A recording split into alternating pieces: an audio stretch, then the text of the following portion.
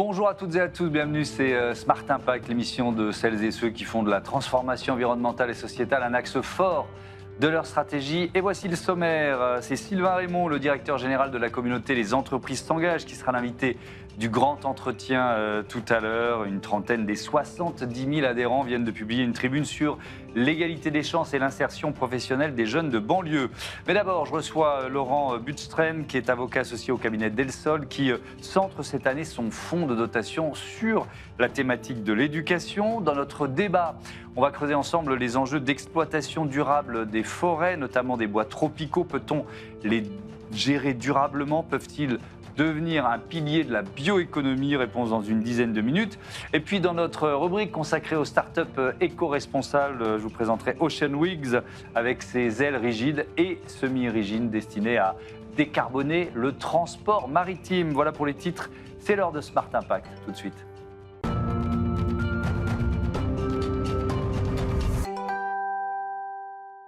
L'invité de Smart Impact, c'est Laurent Butstrem. Bonjour. Bonjour. Bienvenue, vous êtes avocat associé au cabinet Delsol. On va parler du fonds de dotation Delsol dans un instant, mais en quelques mots, le cabinet Delsol. Écoutez, le cabinet Delsol, c'est un cabinet d'avocats de droit des affaires, essentiellement, avec cette particularité d'avoir développé depuis maintenant plus de 40 ans une spécificité dans le domaine des organisations non lucratives. Et aujourd'hui, notre équipe se représente à peu près 5 associés, plus d'une trentaine de collaborateurs qui travaillent exclusivement dans ce domaine d'activité. Et donc, il y a une logique de créer un fonds de dotation, qui est le fonds de dotation Delsol, qui a été créé en 2009. C'était, je crois, l'un des premiers à avoir le jour en France. Ouais. Absolument. Pour les raisons que je viens d'évoquer, il fallait qu'on soit un peu exemplaire et qu'on donne l'exemple. C'est vrai que sur le plan pratique, je pense que ça a été l'un des premiers ou le premier qui a été enregistré à la préfecture de police de Paris. Et sur le plan technique, ça devait être le deuxième ou le troisième. Mais avec quel objectif? Il y avait deux raisons. La première, c'était déjà cette exemplarité, de dire que c'était un outil qui était à la portée de tous, qui était facile à constituer et que ça ouvrait un nouveau champ, un nouveau souffle à la philanthropie. Et puis, il y avait un objectif qui était plus personnel au cabinet, qui était de dire, soyons aussi exemplaires et organisons notre philanthropie. On faisait tous un peu de philanthropie à droite, à gauche. On s'est dit, pourquoi pas la structurer en quelque sorte. Pourquoi pas le structurer. Et c'est en ça le fonds de dotation, qui est simple à constituer, simple à faire fonctionner, était un bel outil. Avec des montants qui sont alloués chaque année. Vous avez attribué en 15 ans 400 000 euros de dons à 62 lauréats. On va revenir un peu dans le détail de tout ça. Mais comment vous décidez de l'enveloppe en quelque sorte? C'est-à-dire parce que on pourrait monter jusqu'au ciel dans un monde idéal, mais comment vous décidez de l'enveloppe? Oui, c'est tout à fait ça. C'est une vraie question, c'est pas facile. Et je pense que c'est une question qui se pose aussi pour toutes les entreprises. C'est de dire, mais je veux faire de la philanthropie, c'est important de faire de la philanthropie, mais finalement, l'argent que vous donnez, vous le distrayez de la rémunération de vos salariés, de vos associés, et en même temps, c'est important pour tout le monde. Donc, je pense qu'il y a un équilibre à trouver entre le fait d'associer tout le monde à cette démarche au sein d'une entreprise et de le faire à hauteur de ce qui est acceptable pour tous, sachant qu'après, il n'y a pas de petits dons. Évidemment. Et puis certains, souvent, vous allez avoir plein d'exemples, on se rend compte qu'un don qui peut paraître petit a eu un impact positif énorme pour l'association qui l'a récupéré. Absolument, absolument. Et c'est un peu aussi ce qu'on a essayé de faire à travers le fonds de dotation Delsol, parce que, comme vous l'avez compris, c'est un concours. Oui, on va rentrer dans le détail de celui qui a organisé cette année. Et donc, du coup, ce qu'on s'est dit, c'est qu'on n'avait pas des sommes colossales à donner, mais qu'il fallait donner à cette somme le plus d'impact possible. Alors, pourquoi le concours? Parce que il y a une démarche où on est obligé de présenter un dossier, c'est-à-dire qu'on est obligé de se rendre séduisant, d'expliquer pourquoi on veut solliciter la générosité. Donc, c'est une démarche qui doit être construite et professionnelle. Et on s'est dit qu'à travers ce concours, on offrait déjà la possibilité à toutes ces personnes qui présentaient leur dossier de professionnaliser leur Ouais, démarche. de se structurer Voilà. aussi. Ouais. Et, Et souvent, c'est nécessaire. Parce que dans le monde associatif, il y a Oui. des degrés de professionnalisation qui sont. C'est dingue. Ouais. Mais c'est dingue, mais quoi qu'il en soit, oui, c'est nécessaire parce que vous demandez quelque chose à quelqu'un, il faut savoir le demander. Et puis, il n'y a pas de petits projets, il n'y a pas de projet. Alors, cette année, c'est l'éducation. Oui. Pourquoi ce choix? Alors, déjà, le fonds de dotation, globalement, son objet social est tourné vers la dignité humaine, vers l'homme. C'est Jean Benin qui disait qu'il n'y a de richesse que d'hommes. Et c'est vrai à tout point de vue. Et l'éducation, aujourd'hui, nous pensons, le cabinet Del Sol, l'ensemble de mes associés et collaborateurs, c'est la base de tout. C'est ce qui permet de progresser, de savoir vivre en société, etc. Et qu'il y a toujours un effort colossal à faire en la matière. Qui peut candidater et comment? Alors, toutes les organisations non lucratives d'intérêt général, c'est-à-dire qui sont éligibles au régime fiscal de faveur du mécénat. C'est un peu technique, Ouais, rébarbatif, mais c'est comme ça. Les associations Voilà. sauront quand on parle. Voilà. Et tout le monde peut candidater en envoyant un dossier au cabinet Del Sol, sur notre adresse générique, enfin pour le fonds de dotation en tout cas. Et jusque, me semble-t-il, dans le courant de la semaine prochaine. Donc Oui, 22 septembre. Oui, c'est ça, c'est bientôt. Limite. Donc, c'est rapide, ceux qui nous entendent et qui... si vous voyez l'interview là, il faut vous dépêcher. Exactement. Les étapes ensuite, qu'est-ce qui se passe? On reçoit les dossiers, on fait une présélection pour éliminer ceux qui se sont trompés, en fait, qui ne correspondent pas à la cible et à la thématique qu'on souhaite financer. Et puis après, le conseil d'administration du fonds de dotation et l'ensemble des collaborateurs du cabinet Del Sol vont faire une sélection d'un nombre plus réduit de dossiers. Enfin, le conseil d'administration, va faire une sélection d'un nombre plus réduit de dossiers.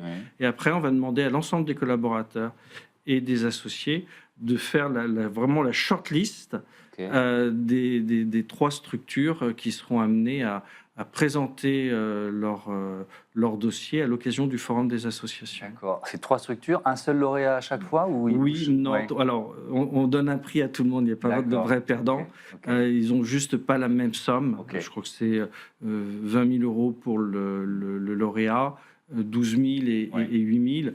Pourquoi ? Parce qu'ils ont déjà fait une grande démarche, qu'on leur demande d'aller jusqu'au bout, de se déplacer au forum, de faire leur présentation, et on trouvait que c'était un peu rude de... Je suis d'accord avec vous. On va j'imagine, avoir des dossiers sur la promotion de l'apprentissage de la lecture, sur la lutte contre le décrochage scolaire, ce sont ces thématiques-là qu'on va voir. Je ne peux pas vous dire quelle structure, il faudra qu'on revienne pour vous dire pour savoir qui sont les lauréats, évidemment. L'aide alors là, vous avez parlé de l'aide financière, mais est-ce que ça va au-delà? Est-ce qu'il y a une forme d'accompagnement des lauréats dans l'année qui suit la remise du prix du fonds de dotation? Ça participe un peu de ce que j'évoquais. Alors, il n'y a pas en tant que tel d'accompagnement, parce que nous, on reste un cabinet d'avocats, donc on ne peut pas aider les structures à développer leur collecte de fonds. Mais c'est bien quand même... C'est pas du mécénat de compétences, non. Parce qu'il y a aussi cette forme-là. On n'est pas exactement dans cette logique-là. Oui, on peut le faire ponctuellement, mais c'est pas non plus notre raison d'être, on va dire, puisque c'est notre métier. Donc, si on commence à faire notre métier gratuitement, c'est pas totalement faux, c'est vrai. Mais du coup, à l'occasion du forum, on essaie de donner le maximum de visibilité à nos trois lauréats, puisqu'ils ont l'obligation de présenter en public, finalement, leur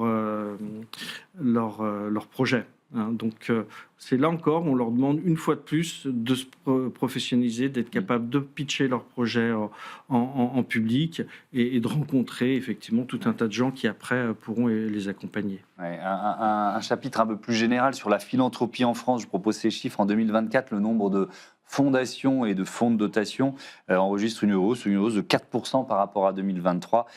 5833 fondations et fonds de dotation recensés en activité.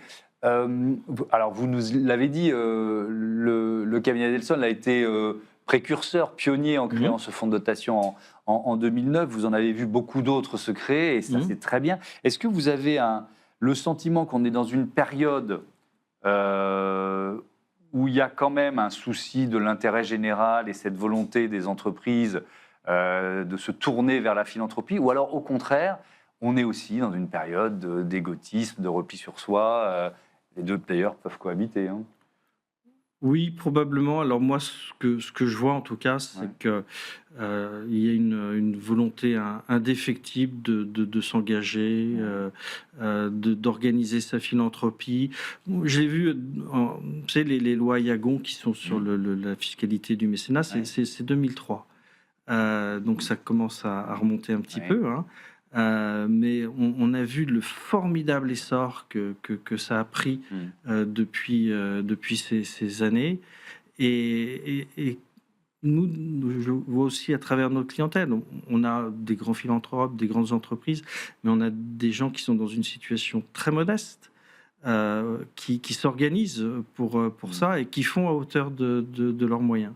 Donc non, je trouve que ça ne fléchit pas et tant mieux. Et ça donne aussi du sens, c'est ce que vous disiez en début d'interview, pour toute l'équipe dans une entreprise, ça donne aussi du sens à son activité. Oui. Ça peut même être un argument pour recruter des talents. Tout à fait, tout à fait. Alors ça, on l'a vu aussi plus récemment à travers le développement de la RSE. Et la démarche philanthropique des entreprises est une branche de la RSE des entreprises. Et c'est vrai que ça prend beaucoup de sens pour montrer que l'entreprise est au cœur de la cité, qu'elle a tout un tas de préoccupations sociétales qui ne sont pas liées uniquement à la réalisation de son objet social. Merci beaucoup, Laurent Butzeren. On suivra évidemment les lauréats qui seront choisis en matière d'éducation par le fonds de dotation d'Elsol. On ouvre tout de suite le débat de ce Smart Impact, la santé de nos forêts et puis la question des bois exotiques.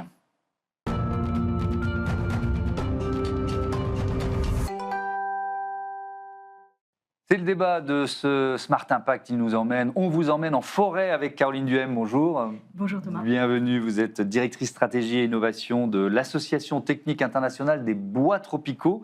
Et j'accueille Aurélien Sautière. Bonjour, bienvenue. Bonjour, merci. Bonjour Thomas. Directeur exécutif de FSC France, c'est le Forest Stewardship Council que vous allez nous présenter. Chacun va présenter son organisme, l'ATIBT pour commencer. ATIBT, donc c'est une association qui regroupe tous les acteurs qui sont investis dans la gestion durable des forêts tropicales. Donc on est une plateforme multi-acteurs avec du secteur privé, donc des gestionnaires forestiers, des metteurs en marché, mais aussi des institutionnels, des ONG, des centres de recherche, pour travailler sur toutes les composantes de la gestion durable des forêts. On le verra. Le I est international. Il y a beaucoup d'entreprises françaises dans ce secteur-là ou Il y en a quelques-unes. Nous travaillons beaucoup sur le bassin du Congo et un peu sur l'Amérique latine. Et dans le bassin du Congo, il y a un peu d'acteurs français et aussi italiens, européens, suisses et aussi beaucoup d'acteurs asiatiques qu'on essaie de tirer un peu avec nous. Oui, vers des objectifs de durabilité dont on va parler. Le Forest Stewardship Council, de quoi s'agit-il ? Alors, c'est une ONG qui a été créée en 1994, 2 ans après la conférence de Rio de Janeiro, et des acteurs environnementaux, sociaux, économiques, donc des ONG, des entreprises, des syndicats de travailleurs, des représentants de peuples autochtones, ont ensemble décidé de créer un outil qui a été cette certification FSC, qui certifie la gestion des forêts, la gestion responsable des forêts, avec un ensemble de cahiers des charges, et une certification de traçabilité qui vous permet, vous, en tant que consommateur, quand vous allez au supermarché, de voir ce label et qui vous apporte des assurances sur la qualité de la gestion forestière qui est à l'origine, finalement, de ce produit bois, papier, carton. Cette certification, elle existe précisément depuis quand et est-ce qu'elle a évolué ? C'est-à-dire, est-ce que au fil du temps, elle devient plus exigeante. Alors, elle évolue parce que c'est une association, finalement. Hein. Vous voyez, je parlais d'ONG. Donc, c'est des organisations, encore une fois, entreprises, syndicats, qui apportent leur souhait d'évolution dans le système. On a une assemblée générale de FSC International à Panama, fin octobre, où des motions vont être proposées par les membres environnementaux, socio-économiques, pour faire évoluer le système. Donc, c'est une évolution constante pour prendre en compte, évidemment, les enjeux du monde, mais aussi les enjeux territoriaux. On en parlera peut-être de notre référentiel de gestion forestière, par exemple, qu'on vient de valider pour la France et qui va donc pouvoir être utilisé par les gestionnaires forestiers, qui prend en compte des évolutions, notamment du changement climatique, qui sont des enjeux assez, évidemment, centraux actuellement. Bien sûr, parce que notre forêt, elle souffre, elle aussi, évidemment, des dérèglements et du réchauffement climatique. On va parler de la forêt française un peu plus tard, mais d'abord, je voudrais qu'on parle des bois tropicaux. Est-ce qu'ils sont toujours aussi demandés, ces bois tropicaux ou bois exotiques? Je ne sais pas quel est le bon terme, d'ailleurs. Alors, on dit bois tropicaux, parce que le bois exotique, c'est ce qui est à l'extérieur. Donc, pour un Africain, le chêne est un bois exotique. Ne soyons pas ethnocentrés ou franco-centrés. Donc, c'est bois tropical, effectivement. Donc, c'est tous les bois qui proviennent des régions tropicales, donc Amérique latine, du Sud, bassin du Congo, donc en Afrique centrale, et Asie du Sud-Est. Les bois tropicaux, aujourd'hui, ils restent une formidable opportunité d'utiliser un matériau qui est durable, qui est techniquement unique. On a une variété d'essences bien plus importante que ce qu'on peut avoir dans les zones tempérées. Variété d'usage, usage esthétique. Donc, c'est un produit qui reste très demandé, mais sur des marchés de niche, de haute qualité. Et ça part sur le marché européen, il faut le dire, décroît. D'accord ? On est passé de 15% il y a une dizaine d'années. Il n'y a pas de chiffre exact, mais on est entre 6 et 8% aujourd'hui. Pourquoi ? Parce qu'il y a, évidemment, je mets les pieds dans le plat, quand on dit bois tropical, on va dire déforestation, pourquoi faire venir un bois de l'autre bout de la planète, etc. Exactement. Ces critiques-là, vous les entendez régulièrement. On les entend. Et c'est effectivement un problème du bois tropical, c'est l'image qui est associée à ce bois. Effectivement, sur cette notion de déforestation, alors là, il faut vraiment vite casser les a priori. Selon la FAO, l'Organisation des Nations Unies de l'agriculture et de l'alimentation, 90%, près de 90% de la déforestation vient de l'agriculture et de l'élevage. Donc les images qu'on a de 2 terrains de foot par seconde, je ne sais plus, un terrain de foot par 2 secondes, c'est de l'agriculture, c'est de l'élevage. C'est une réalité, mais ça vient de l'agriculture et de l'élevage. Et dans ces 90%, il y a une portion très faible de bois illégal qui effectivement amène à des déforestations. Parce qu'il y a une notion qui est la notion d'exploitation forestière durable. Je viens vous entendre là-dessus, Alexandre Sautière. Qu'est-ce qu'il y a derrière ces termes, en fait ? Ça veut dire quoi ? Notamment quand on parle de bois tropical. Alors, nous à FSC, on définit donc un cahier des charges, donc avec ces acteurs qu'on met à jour régulièrement. Et on prend en compte des enjeux qui sont très systémiques, si vous voulez. Parce que la forêt, c'est un objet systémique. Alors qu'il faut prendre en compte toutes les dimensions environnementales, sociales, économiques en même temps, comme disait l'autre. Et donc, il faut qu'on prenne en compte les questions de biodiversité, qui sont quand même les questions centrales, finalement, dans la forêt. Ça reste quand même la biodiversité qui est la question centrale. Donc, ce qu'on appelle, nous, dans notre jargon, des hautes valeurs de conservation qu'il faut pouvoir identifier. Donc, il y a tout ce travail d'identification qui n'est pas si évident que ça. En fait, il y a peu de travail d'identification des enjeux dans les forêts. Donc, ça, je pense que c'est quelque chose de très important à faire en amont. Donc, ça va être sur la biodiversité. Et puis, ça va être la protection des sols au moment des travaux, par exemple. La protection des cours d'eau aussi, qui est assez fondamentale dans la forêt. Vous savez que ça épure l'eau qu'on boit, la forêt. Donc, il faut aussi prendre en compte ces enjeux-là. Et puis, on oublie un grand pan, souvent, c'est le pan social. Avec les droits des travailleurs qui sont bien payés, qui ont des bons logements, auront tendance à faire... Mais ça, c'est le monde idéal que vous êtes en train de me décrire. C'est le monde qu'on construit.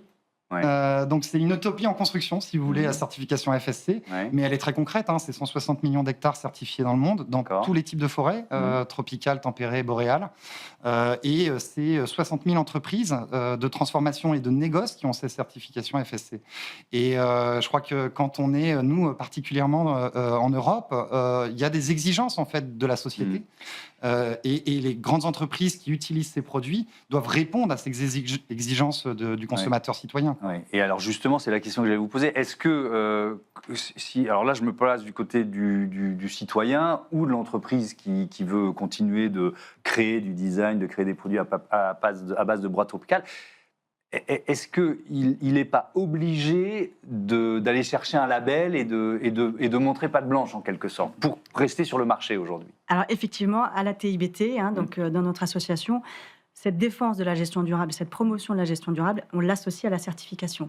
Parce que Mais je peux être sûr, pardon de vous interrompre, je peux être sûr, moi, comme consommateur, que le bois tropical que je vais acheter, il a été conduit, Audité. produit dans les conditions un peu du monde idéal dont on parlait à l'instant. Oui, alors si on parle du bassin du Congo, par exemple, il y a à peu près 10 millions d'hectares certifiés gestion durable, dont la certification FSC. Et ces certifications, aujourd'hui, dans des contextes tropicaux, sont les meilleurs outils pour garantir une gestion durable. Je m'explique. On est dans des contextes de pays du Sud, principalement, qui ont, si on prend le bassin du Congo, toujours un cadre réglementaire qui est plutôt performant, qui est plutôt bien pensé sur les aspects forêts. Le principe même de gestion durable des forêts est dans les réglementations locales. Et j'expliquerai peut-être après ce que ça veut dire concrètement. Mais les aspects sociaux, les aspects environnementaux, même climatiques, commencent à y apparaître. Le problème, c'est les moyens pour appliquer ces réglementations, les contrôler. Et donc, la certification, elle vient apporter une garantie, puisque la certification, c'est un set d'exigences assez large. C'est des auditeurs tous les ans, des équipes d'audit pluridisciplinaires sur le social, l'environnement, et qui vient vérifier la conformité à ces exigences. Et donc, l'association contexte réglementaire bien pensé et une certification indépendante des audits réguliers sur le terrain, ça apporte une vraie... Enfin, dans ces zones-là, c'est une vraie garantie, en tout cas. Donc, vous êtes en train de me dire que les contrôles existent? Alors, les contrôles, il y a des contrôles régaliens, mais il y a les audits. On peut avoir un cadre réglementaire très strict, mais s'il n'y a aucun contrôle... Voilà. Non, alors, les contrôles régaliens existent, mais ils peuvent avoir des lacunes. En revanche, la certification, le principe de la certification, c'est des audits indépendants. Donc, une entreprise, un gestionnaire forestier se lance volontairement dans la certification, il accepte de recevoir des équipes d'audit régulièrement qui vont balayer l'ensemble des critères. Je reviens vers vous, mais vous dites même que c'est un levier de la bioéconomie. Pourquoi ? Oui, alors ça, c'est vrai que... Là, c'est encore, on pousse le bouchon, ou l'ambition un peu plus loin encore. Je rejoins ce que vous disiez tout à l'heure. Est-ce que les bois tropicaux sont toujours demandés sur les marchés ? Il faut maintenir cette demande de bois tropicaux sur les marchés, même sur des niches ou des marchés à haute valeur. L'idée n'est pas de remplacer des bois locaux, etc. Mais il faut maintenir. Pourquoi ? Parce que la gestion durable, quand elle est certifiée, c'est un vrai levier de développement local au niveau national et au niveau territorial, puisque ce sont des entreprises, ce sont des gestionnaires forestiers qui emploient des personnes. On parle de plusieurs centaines de milliers de personnes employées directement dans la foresterie et dans le bois dans cette région-là, par exemple. Je ne compte pas les emplois indirects et je ne compte pas les familles qui dépendent de ça. C'est la conservation de la biodiversité, etc. Et donc, c'est des populations qui sont ancrées, qui ont un outil de développement par l'activité forêt-bois, parce que c'est une activité qui utilise beaucoup de personnes, parce que on reste sur de l'activité très manuelle. Et donc, c'est un vecteur de développement et d'ancrage des populations dans les pays du Sud. Ce critère social, il pèse autant que les autres dans le label que vous proposez ou est-ce qu'il y a une modulation en fonction des critères ? Alors nous, on a un label avec 10 principes et 70 critères. Oh, c'est beaucoup. Voilà, c'est beaucoup. Donc, c'est exigeant. C'est exigeant et il faut avoir rempli tous les critères. OK. C'est pas un au-dessus de l'autre, un à côté de l'autre, c'est en même temps. Je répète un petit peu cette phrase bien connue. C'est pas grave. Mais est-ce que ça veut dire, je reviens sur les contrôles, parce que vous avez donc aussi une responsabilité économique et sociale pour les pays ou les régions dans lesquelles vous menez ces contrôles. Est-ce que ça vous incite parfois à un peu plus de mansuétude ? Vous voyez ce que je veux dire ? C'est-à-dire, OK, si on leur retire le label, waouh, qu'est-ce qui va se passer derrière ? Alors, plusieurs choses peut-être avant, et en lien avec ce que disait Caroline. Nous, on définit les règles à FSC. On définit ces règles-là, et ces règles-là sont auditées par des organismes certificateurs extérieurs à FSC. D'accord. OK. Indépendants de FSC. qui vont avoir... C'est eux qui font les contrôles, et nous, on n'a pas le droit d'être juge et partie de faire ces contrôles-là. Donc ça, c'est une chose importante. Si on ne respecte pas les règles, effectivement, on perd sa certification. C'est le principe d'une crédibilité bien sûr. Qui est importante. On parlait du consommateur, à la fin, il veut cette crédibilité. Donc ça va être un élément important. Encore une fois, c'est défini par les parties prenantes, environnementales, sociales, économiques, celles qui en profitent. Bon, je vous interromps parce qu'il nous reste 1 minute 30 et je voudrais qu'on parle de la forêt française pour terminer. 17,5 millions d'hectares, c'est le chiffre qu'on a trouvé, ça représente 32% de la superficie de l'Hexagone. On est en France métropolitaine. Vous avez un référentiel français, de quoi il s'agit ? Alors, on est une organisation internationale, mais on va s'adapter quand même aux réalités socio-économiques des territoires. On ne fait pas la gestion forestière de la même façon dans le bassin du Congo qu'en France ou au Canada. Et donc, on a, pendant 5 ans, dialogué avec les parties prenantes environnementales, sociales, économiques, pour trouver le bon compromis, finalement, sur ce que doit être la gestion responsable des forêts. Et donc, on vient de définir une adaptation. Vous parliez d'évolution tout à l'heure, donc on a fait évoluer notre référentiel pour prendre en compte les enjeux, notamment de changement climatique, au regard des enjeux que nous apportent, y compris les producteurs, évidemment, forestiers français. Ouais, donc, il y a un label FSC France. C'est un label FSC. C'est un label FSC, mais adapté aux réalités françaises. Comment il est reçu par les professionnels? Ils se disent, oh là là, encore un label, ça va nous obliger encore des tracasseries, ou alors, je sais pas, un aiguillon pour progresser. Ça dépend où on se place. Ouais. Si vous êtes en fin de chaîne, vous êtes une entreprise qui a besoin de crédibilité, vous avez besoin de FSC, et ça surpasse très largement les petites tracasseries que vous pouvez avoir. Après, c'est vrai que quand on est gestionnaire forestier, ça apporte des exigences, et il faut qu'on ait des bénéfices supérieurs au coût, en fait, pour que ça soit intéressant pour eux. Et donc, c'est tout le travail de faire en sorte que les bénéfices, qui peuvent être des bénéfices externes, de mieux vendre son bois, d'accéder à des marchés, même interne aussi d'ailleurs, d'organisation. Ça permet de s'organiser finalement, la certification FSC, d'avoir des process. En fait. Il faut que ça soit supérieur au coût, effectivement, de vous parliez de tracasserie administrative, je parlerai d'exigence, mais voilà, il faut que les bénéfices soient supérieurs au coût. Et clairement, vu le développement de la certification FSC dans le monde, il semblerait que les bénéfices soient supérieurs à ces coûts. Et tant mieux, j'allais dire, pour nos forêts. Merci beaucoup. Merci à tous les deux d'avoir participé à ce débat. C'est l'heure tout de suite du grand entretien de ce Smart Impact. Les entreprises s'engagent.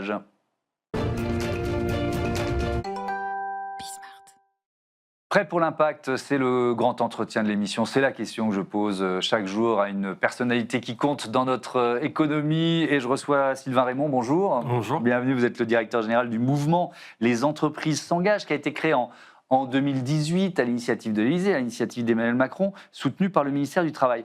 Alors, c'est d'abord un projet politique. C'est une nouvelle vision politique.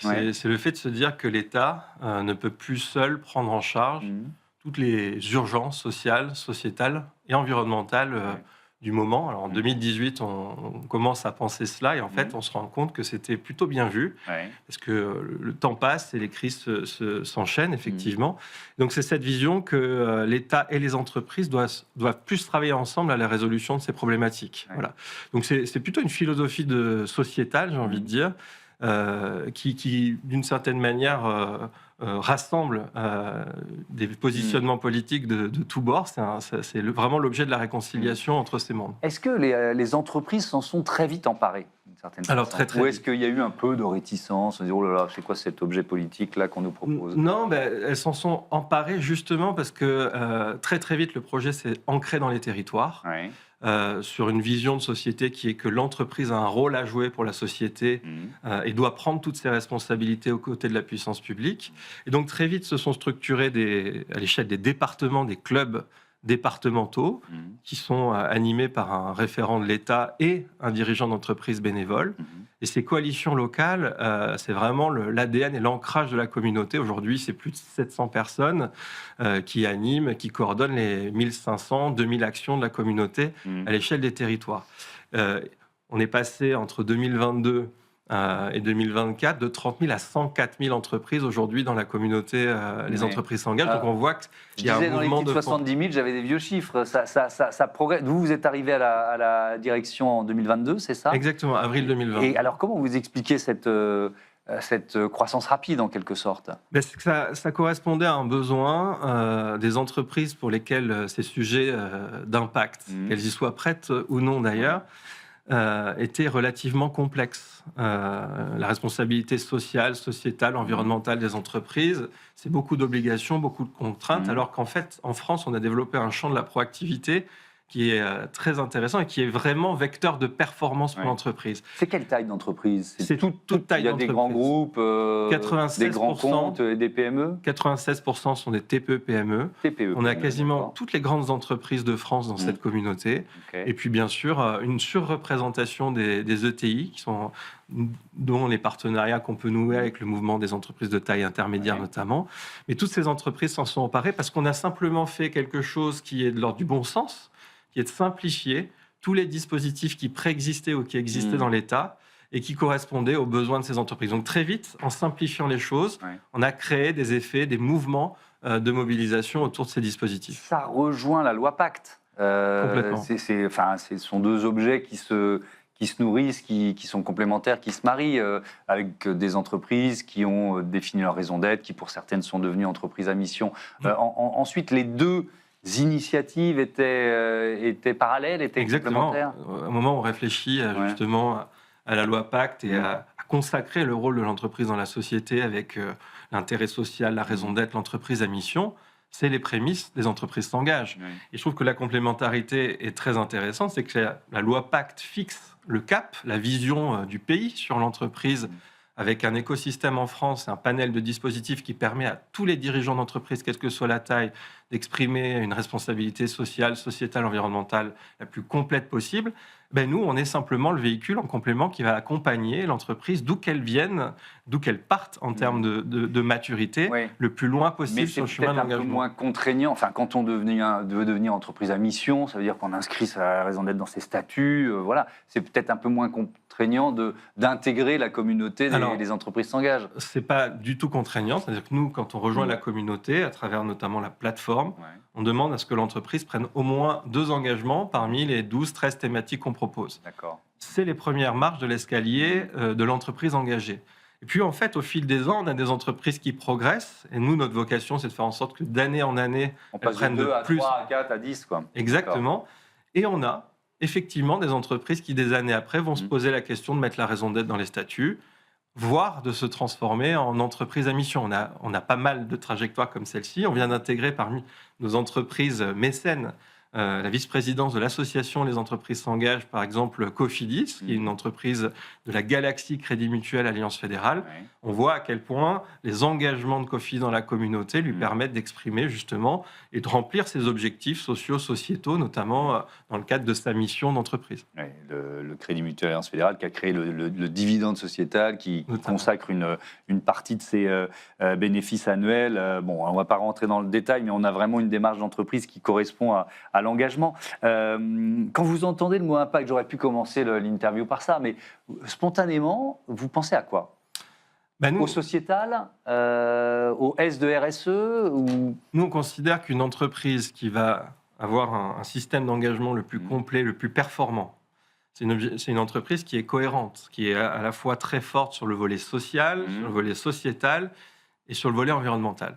Maintenant, les entreprises s'engagent, c'est une émanation notamment du ministère du Travail, c'est lui qui a l'impulsion, et elle est née sur le fait de relancer en France l'ascenseur social, de lutter contre les inégalités. Donc on a encore un volet social qui est très puissant, mais progressivement, sur ces 13 thématiques que j'évoquais, on couvre tout le spectre de la responsabilité sociale et sociétale des entreprises. Nous, quand on pense d'impact, c'est qu'à un moment, il y a ce dispositif qui est né au cœur de l'État.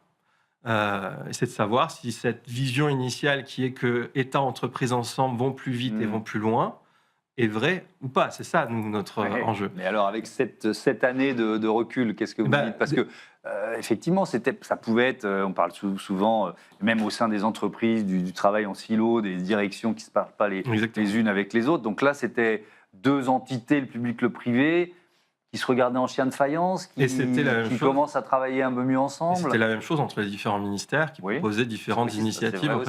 Nous, on est devenu le dispositif unique qui permet de réconcilier ces mondes autour de raisons d'être. Mais ça marche vraiment ? Déjà, premièrement, au moment où on cherche des économies, quand les entreprises s'engagent, son modèle économique, c'est 1 euro d'argent public, 7 euros d'argent privé. Donc c'est assez innovant, c'est la première politique publique financée à 70% par les entreprises. Ça, c'est un premier point. Le deuxième point, c'est de savoir si les entreprises qui sont dans la communauté en font plus, moins que les autres. Donc là, il y a le rapport d'impact, effectivement, qui a été remis à la ministre à l'été, en juillet dernier. Et on observe, effectivement, que les entreprises de la communauté, sur typiquement le sujet qui nous intéresse le plus, qui sont le recrutement des publics les plus éloignés de l'emploi, recrutent en moyenne 10% de publics en plus que celles qui n'y sont pas. Et on parlait tout à l'heure des coalitions locales, ces entreprises qui ont recours aux actions, 2000 actions qui sont mises en place par les clubs. Et on voit qu'effectivement, les entreprises qui agissent dans ces clubs recrutent jusqu'à 2,5 fois plus de publics éloignés de l'emploi. Donc, on a cette démonstration que ces actions, dès qu'elles sont mutualisées, ça permet d'aller beaucoup plus vite, y compris sur des publics très éloignés de l'emploi. Je pense aux bénéficiaires du RSA. Je pense aux personnes en situation de handicap, où ce sont là les écarts les plus importants en termes de retombées. Et puis, peut-être un dernier chiffre sur la performance, parce que nous, à travers les entreprises s'engagent, dans la continuité de la loi PAC, notre enjeu, c'était de se dire on va réconcilier performance économique, sociale, sociétale et environnementale. C'est bien de le dire, mais est-ce que dans les faits, c'est vrai ? Et de la même manière, alors c'est des instituts qui ont travaillé pour nous ces rapports, les entreprises de la communauté se disent beaucoup plus performantes que celles qui n'y sont pas. C'est 29% versus 19%. Les entreprises de la communauté ont plus de facilité à conserver les collaborateurs. Il y a des écarts de 25 points entre celles qui sont dans la communauté et celles qui... Donc on arrive progressivement à relier ces deux enjeux. Et j'imagine que ces chiffres-là, vous les donnez quand il s'agit de convaincre. Parce que quand c'est un peu un monde idéal là, dont on parle ensemble, mais quand il y a crise énergétique, crise Covid, géopolitique, chaotique, sans parler du contexte politique aujourd'hui, il y a aussi beaucoup de chefs d'entreprise qui se disent attendez, ok, mais ma priorité, c'est d'abord de pérenniser ma boîte. Exactement. Et nous, on leur dit, ça, c'est la priorité qui apparaît à court terme. Une entreprise qui cesse de s'engager à court terme, elle se met en danger sur le long terme. On a un mantra qui est l'entreprise sera engagée ou ne sera pas. Une entreprise qui va, c'est du bon sens absolu, mais à un moment cesser de se tourner vers des publics éloignés de l'emploi dans sa stratégie de recrutement, à court terme, elle va avoir moins de solutions et à long terme, ça ne sera plus aucune solution. Donc l'idée de se dire que la meilleure manière d'investir l'avenir, y compris dans des périodes de crise. Et là, je pense qu'on en a vraiment 104 000 ambassadeurs dans la communauté. Mais sauf que quand on n'a plus les moyens d'investir...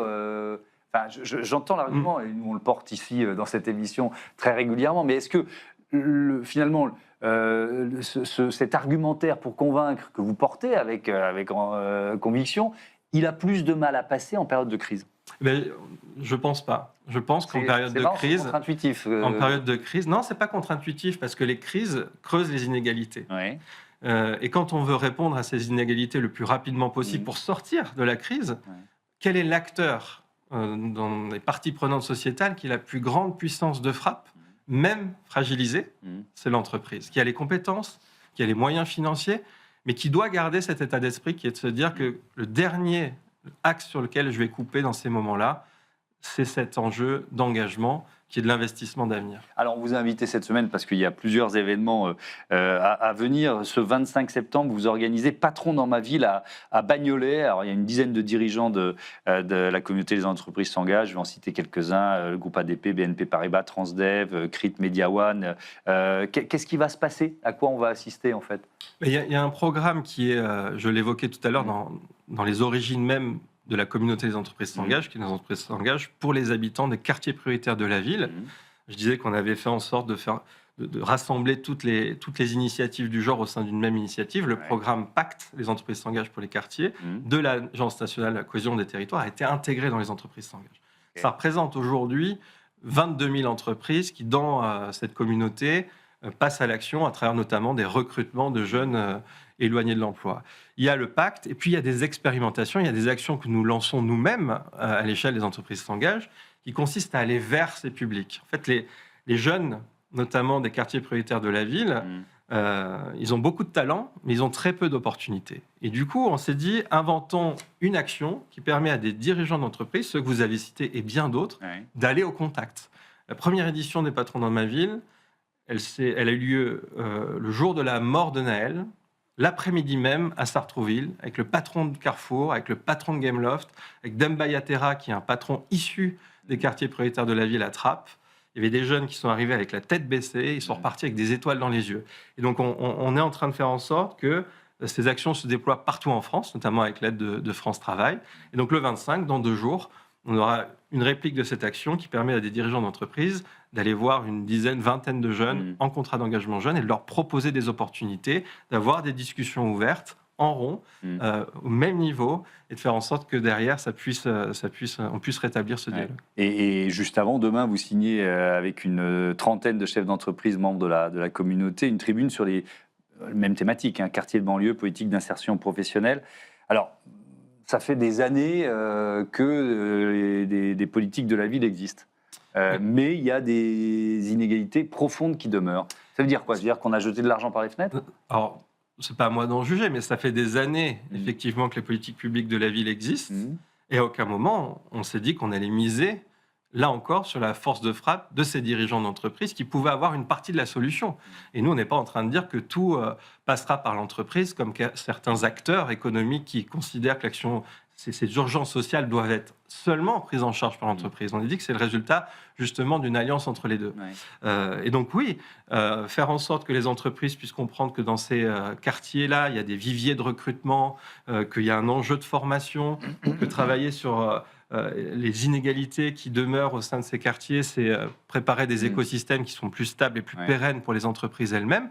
Ce qui est certain, et il faut qu'on se dise les choses, c'est qu'il y a très peu d'entreprises qui ont fait le choix de recruter, de former, de sensibiliser, d'acheter dans les quartiers prioritaires de la ville. Et donc là, avec la mobilisation de ces 100 chefs d'entreprise qui lancent le mouvement, il y a déjà 10 000 entreprises qui nous ont rejoints, l'idée, c'est d'essayer d'aller beaucoup plus loin et de se dire que l'entreprise peut jouer un rôle. Et on va rester sur ce thème avec quelques chiffres sur le chômage dans les quartiers prioritaires. Il est 2,5 fois plus élevé qu'ailleurs. Plus d'un quart des jeunes de 16 à 25 ans sont ni en emploi, ni en études, ni en formation. Si on est très concret, alors donc moi ce que je comprends, c'est qu'il faut déjà une volonté. Là, il y a une centaine donc, de signataires. Il faut des dispositifs, il faut simplement que les entreprises changent leur curseur et au lieu de regarder toujours là, se disent tiens, je vais regarder sur le côté. C'est quoi le... Si on est concret dans ce que vous proposez, vous, pour changer ces chiffres, quoi, inverser la tendance. Ce que vous dites, il faut déjà une impulsion politique qui manquait, en toute transparence, jusqu'à maintenant et longtemps avant. Il faut un cadre, et je pense que le pacte, les entreprises s'engagent pour les quartiers, qui a une mobilisation collective avec des objectifs à se fixer sur le mentorat des jeunes, sur le recrutement des jeunes, sur l'apprentissage, bien sûr, est un cadre. Et puis, les actions concrètes. Bien sûr, Patron dans ma ville, c'en est une. On en faisait une trentaine l'année dernière. Là, on passe à plusieurs centaines, notamment avec l'appui de France Travail. On pourrait aller, si les mécènes nous font confiance, jusqu'à plusieurs milliers d'actions dans les quartiers prioritaires de la ville.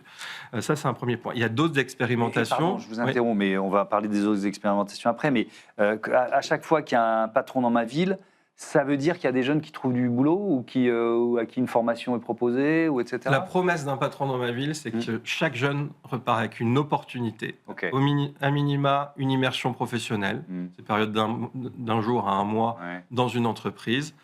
Contrat d'apprentissage, voire, et on en a vu, je parle de Sartrouville, on l'avait expérimenté, où il y a 3 personnes qui ont été directement recrutées par les patrons qui étaient présents. Bon, on parle des autres expérimentations. Autre expérimentation dans les quartiers prioritaires de la ville, c'est des opérations qu'on va mettre en place en pied d'immeuble, où on va au contact. C'est l'idée du aller vers, d'ailleurs, de France Travail.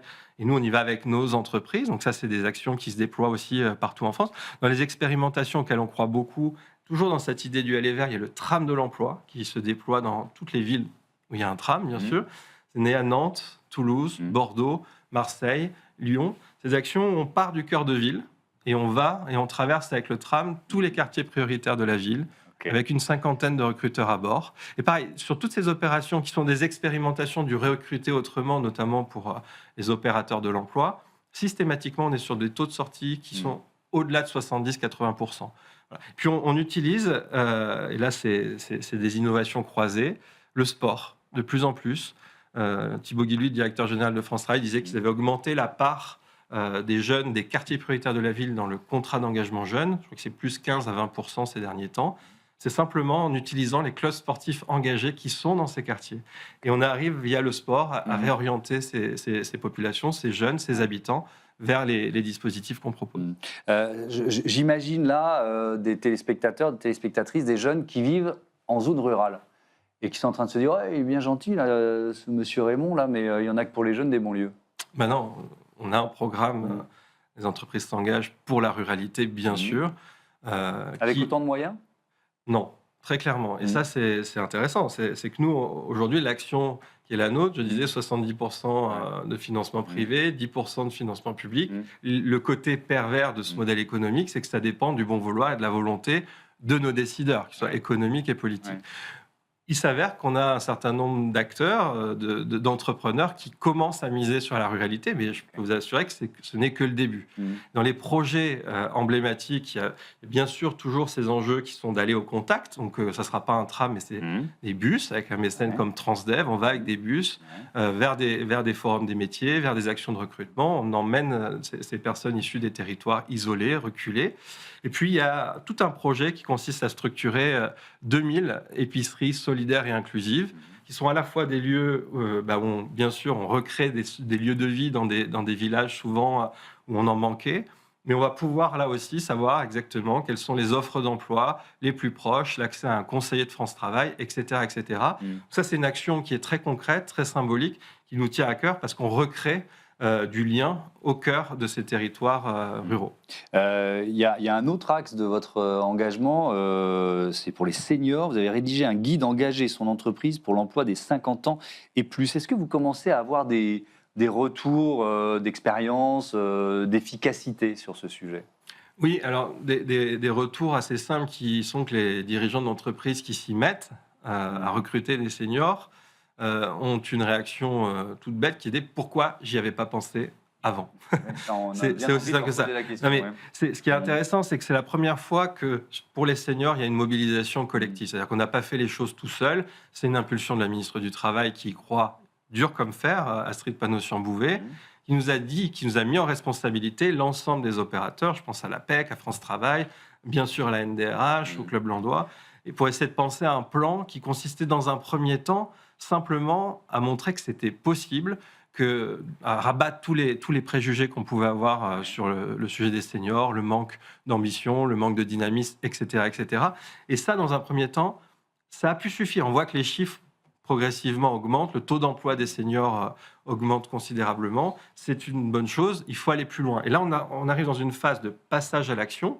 Ça, j'engage toutes les entreprises qui nous écoutent à venir les expérimenter sur le terrain, puisqu'il y a des centaines d'actions de recrutement des seniors, d'actions d'expérimentation à travers des dispositifs de reconversion plus courts. Je pense au dispositif À tous seniors qui est porté par également France Travail, IFOCOP, qui sont des expérimentations de terrain qu'on va accélérer en cette deuxième partie d'année, début d'année 2026. D'accord, mais donc il y a quoi ? Il y a un a priori presque culturel contre lequel vous devez lutter ? On oublie souvent que les compétences n'ont pas d'âge, qu'elles ont seulement de la valeur et que dans nos entreprises, on oublie aussi que c'est tout le sujet de la transmission des compétences qui est en jeu.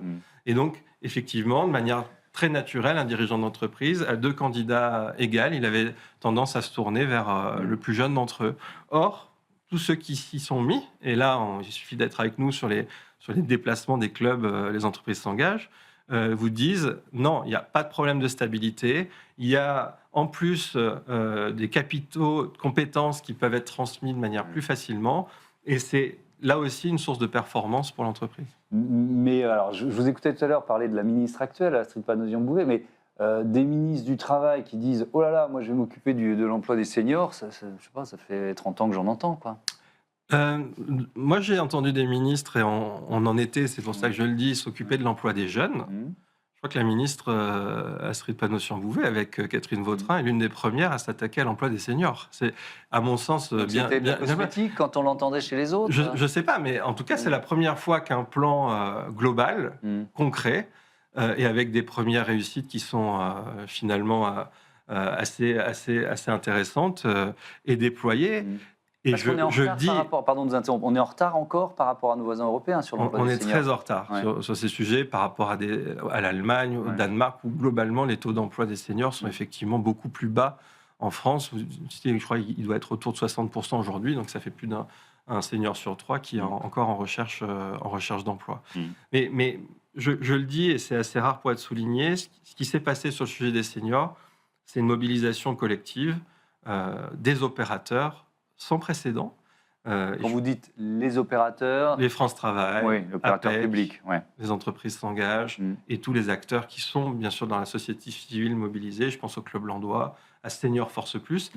Et le fait d'avancer ensemble, c'est encore l'idée du bon sens qui est qu'ensemble, on va beaucoup plus loin, nous permet quand même d'avoir aujourd'hui des premiers résultats et de l'optimisme pour la suite. Il nous reste 2 minutes. Si on se projette, est-ce qu'il y a d'autres grandes causes comme ça? Parce qu'on peut considérer que ce sont des grandes causes, l'emploi des seniors, l'emploi des jeunes, que ce soit en zone rurale ou en quartier prioritaire de la ville. Est-ce que vous avez identifié comme ça un autre levier à activer en disant là, on est en retard et avec ce mécanisme, la public-privé, on peut être efficace? Oui, et il y en a un qui nous tient particulièrement à cœur quand on vient de cet ADN de la jeunesse, c'est la voie professionnelle. C'est qu'en France, il faut effectivement une voie d'excellence. Les lycées professionnels, essayer de les promouvoir, quoi. Oui, parce qu'on considère encore c'est la voie pro comme une voie de garage, et très honnêtement, pour faire des actions toutes les semaines avec ces jeunes, on est quand même pas loin de réussir en musclant le jeu, là aussi, la mobilisation des entreprises, la découverte des métiers, du lien école-entreprise, le fait que des entreprises puissent rentrer dans les lycées. On aimerait lancer prochainement l'opération Pro dans mon lycée, dans tous les lycées professionnels de France, à la manière du Duo Day sur le handicap, pour que les entreprises rentrent dans les lycées professionnels. 40% des jeunes issus de ces filières ne trouvent pas de travail après 6 mois. Donc ça, c'est un vrai chiffre pour nous. Pourquoi? Souvent parce qu'il y a un manque de lien avec l'entreprise.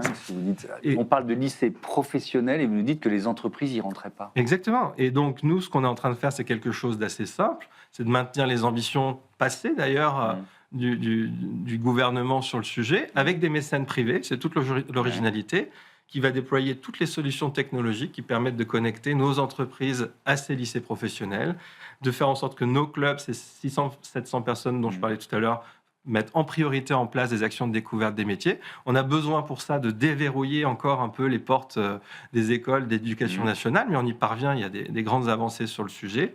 Puis de faire en sorte qu'il y ait de plus en plus d'entreprises dans tous les formats de politique publique qui sont opérés. Je pense notamment au programme Avenir Pro des France Travail, une mission locale, où il manque encore des entreprises qui viennent au contact de ces jeunes. Donc voilà, donc il y a plus de 8 axes, je ne vais pas les détailler ici, mais c'est vrai que ça, c'est une ambition qui nous tient beaucoup à cœur. La jeunesse, pour le coup, c'est aussi un investissement d'avenir, et si on n'aide pas ces jeunes, on n'y arrivera pas. Merci beaucoup, Sylvain Raymond, et à bientôt sur Be-Smart for Change. On passe à notre rubrique Startup tout de suite.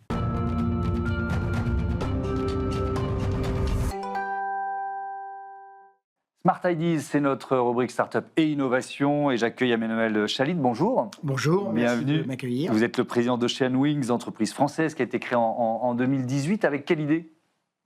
Une idée simple.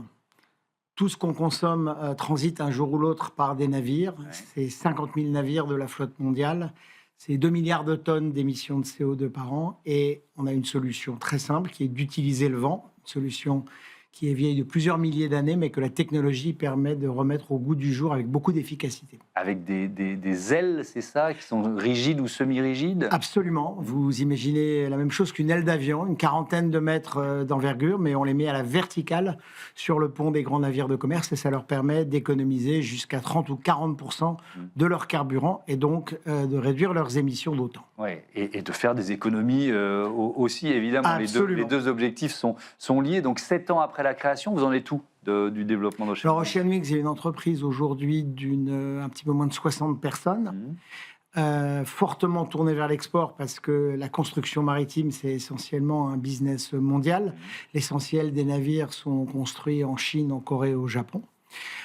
Et donc aujourd'hui, on en est à une phase d'accélération du développement industriel et commercial. On pense que sur les 6 ou 8 prochains mois, on vendra entre une dizaine et une quarantaine de systèmes destinés à être installés sur des grands navires. Le prochain qu'on installe va être installé au Japon sur un navire européen, mais dont le rétrofit se fait au Japon. Alors, le rétrofit, c'est intéressant parce que j'allais vous poser la question, est-ce que c'est forcément sur des navires neufs? Et donc, vous avez répondu à la question, si c'est du rétrofit, ça veut dire qu'on peut installer vos ailes sur des navires existants? Absolument. Et c'est essentiel parce que vu la taille de la flotte mondiale, 50 000 navires, on ne construira pas 50 000 navires aussi vite que ça. On pense que le marché sera à peu près moitié-moitié. Les économies seront plus importantes sur les navires neufs, mais il n'y a pas d'obstacle sur la plupart des navires à en mettre, même s'ils existent. C'est un investissement lourd. Et quel retour sur investissement? Alors, lourd, ça dépend par rapport à quoi on compare. Un grand navire de commerce, ça coûte très cher. Aujourd'hui, on est sur des retours sur investissement qui sont de l'ordre de 4 à 5 ans, mais qui vont baisser sous l'effet de deux choses. Une réglementation dans le transport maritime qui augmente les pénalités pour des émissions et aussi le fait que les carburants alternatifs que peuvent utiliser les armateurs coûtent beaucoup plus cher que le fuel normal. Donc on se dirige vers un payback de l'ordre de 2 ans et demi, 3 ans, d'ici pas très longtemps. La réglementation, à quel point elle accélère la mutation du secteur, la décarbonation du transport maritime? Considérablement. Le transport maritime est régulé au niveau mondial par l'OMI, l'Organisation maritime internationale, qui est, et ça va être la première industrie qui aura voté d'elle-même, finalement, une taxation de ses émissions. Parce que c'est la seule solution pour accélérer la décarbonation, faire adopter les équipements de décarbonation par les armateurs, et faire adopter les nouveaux carburants. Ouais. Vos ailes, vous les fabriquez en France? Alors, on en fabrique une part importante en France, dans notre usine qui est située à Caen, dans le Calvados. Mais on en fabrique aussi une part importante, notamment les plus grosses pièces, en Chine, pour des raisons liées à la décarbonation notamment, qui est que comme la plupart des installations qu'on fait sont en Asie, Chine, Corée, Japon, et qu'on parle de gros objets qui font une quarantaine de mètres, une quarantaine de tonnes, ça ne serait pas intelligent de les fabriquer en Europe pour les envoyer en Chine. Et donc, on essaie d'optimiser notre empreinte carbone de cette manière. Il y a eu plusieurs levées de fonds dans votre histoire. Je crois 10 millions d'euros annoncés en 2021, près de 20 millions d'euros annoncés en 2023. Il y a encore des levées de fonds en prévision. Avec quelle logique, quelle stratégie derrière tout ça? Le premier élément, c'est qu'on parle d'un marché énorme. 50 000 navires à équiper, c'est un marché en valeur de 200 milliards de dollars. C'est une compétition internationale. Tous nos grands concurrents sont européens, mais non français. Il faut les moyens de développer l'infrastructure industrielle, il faut les moyens de développer le réseau commercial. Notre prochaine levée de fonds en 2026, qui sera entre 30 et 40 millions d'euros, sera la dernière, puisqu'elle nous permettra d'atteindre un cash flow positif à partir de fin 2028.